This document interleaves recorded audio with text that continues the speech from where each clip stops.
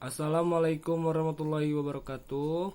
Perkenalkan, nama saya Muhammad Iqbal Zamzami dari Prodi Ilmu Komunikasi Fakultas Fisip kelas 1AB. NPM saya 2070201009. Matkul pengantar ilmu sosial, materi sosiologi.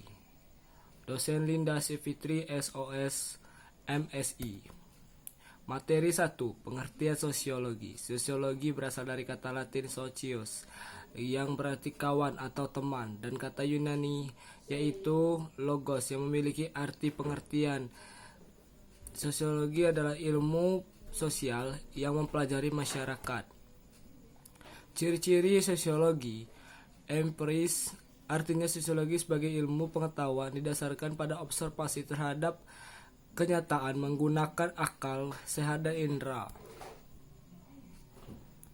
Teoritas, artinya sosiologi ilmu pengetahuan selalu berusaha untuk menyusun abstraksi dari hasil pengamatan empiritis. Abstraksi merupakan penarikan kesimpulan yang menjelaskan hubungan sebab akibat dan gejala-gejala sosial. Kumulatif, artinya sosiologi membangun argumen yang tidak turun begitu saja di ruang hampa, melainkan disusun oleh teori-teori yang sudah ada sebelumnya. Sebagai contoh, penelitian sosiologi tentang kemacetan menghasilkan kesimpulan yang melibatkan kesimpulan-kesimpulan yang pernah dibuat sebelumnya. Non-etis, artinya sosiologi membahas suatu permasalahan sosial tanpa mempersoalkan nilainya, yang baik atau buruknya. Suatu persoalan yang dibahas sosiologi lebih berkepentingan untuk menjelaskan mengapa suatu fenomena terjadi. Karakteristik sosiologi. 1. Merupakan suatu ilmu pengetahuan yang dapat menghasilkan suatu pengertian baru. 2. Sosiologi merupakan suatu ilmu pengetahuan. 3. Sosiologi merupakan suatu ilmu. Materi 2. Auguste Comte adalah orang pertama yang membedakan antara ruang lingkup dan isi sosiologi. 1. Tahap teologis, yaitu tahap di mana manusia menafsirkan gejala-gejala di sekelilingnya. 2. Tahap metafisik, yaitu manusia menganggap bahwa dalam setiap gejala tersebut terhadap kekuatan-kekuatan atau inti tertentu yang pada akhirnya akan dapat diungkap. 3. Ilmu pengetahuan positif, yaitu manusia masih terkait cita-cita tanpa verifikasi karena adanya kepercayaan bahwa setiap cita-cita terkait pada suatu realitas tertentu dan tidak ada usaha untuk menemukan hukum alam yang seragam.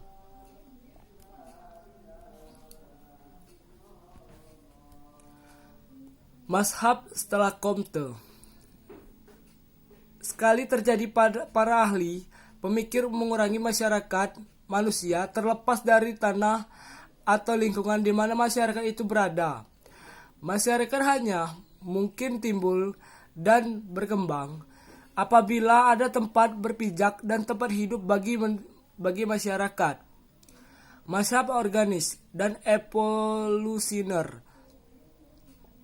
Herbert Spencer adalah orang-orang pertama menulis tentang masyarakat atau atas dasar data empiris yang konkret. Mazhab formal. Ahli pikir yang menonjol pada mazhab ini kebanyakan dari Jerman yang terpengaruh oleh ajaran-ajaran Immanuel, menyatakan elemen-elemen masyarakat mencapai kesatuan melalui bentuk-bentuk mengatur hubungan antara elemen-elemen tersebut. Mazhab psikologi. Digunakan pandangan awal bahwa gejala sosial mempunyai sifat psikologis yang terdiri dari interaksi antar jiwa individu, di mana jiwa tersebut terdiri dari kepercayaan, Mazhab ekonomi menggunakan metode-metode secara dan filsafat untuk membangun suatu teori tentang perubahan dan perkembangan masyarakat menuju suatu keadaan di mana ada keadilan sosial. Mazhab hukum menaruh perhatian yang besar terhadap hukum yang dihubungkan dengan jenis-jenis solidaritas yang terdapat di masyarakat. Hukum menurut Durkheim adalah kaidah-kaidah yang bersaksi yang berat ringan tergantung pada pelanggaran. Materi 3 dan 4. Salah satu yang dikemukakan Auguste yaitu hukum 3 tahap. 1. Tahap teologis menjelaskan bahwa segala sesuatu yang terjadi di dunia dikendalikan oleh kekuatan gaib. 2. Tahap metafisik merupakan tahap transisi teologis menuju positif.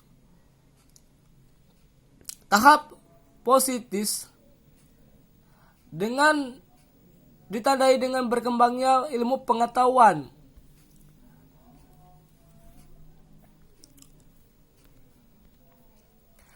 Herbert Spencer adalah salah satu tokoh sosiologi yang lahir pada tahun 1820 dan beliau wafat pada tahun 1903.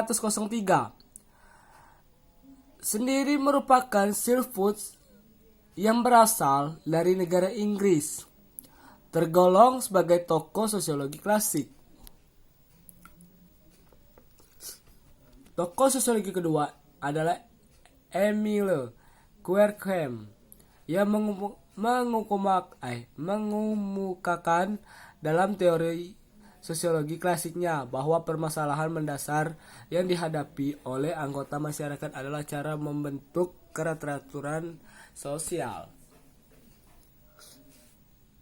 Max Weber adalah salah satu tokoh dalam disiplin ilmu pengaruhnya ekonomi terhadap sosiologi. Dalam berkembangnya tokoh sosiologi ini memberikan masukan penting dalam cabang ilmu sosiologi, khususnya sosiologi ekonomi. Karl Marx. Menurut Karl Marx, dalam teori sosiologi yang terkenal adalah mengenai kelas sosial yang ternyata dalam pandangan kelas sosial dapat memberikan tekanan pada kehidupan masyarakat. Pada zaman industriasi menguasai proses produksi produk dan jam kerja para buruh, kondisi tersebut menyebabkan ketersaingan. Tokoh sosiologi yang selanjutnya adalah Georg Simmel yang lahir pada tahun 1859 dan beliau wafat pada tahun 1919.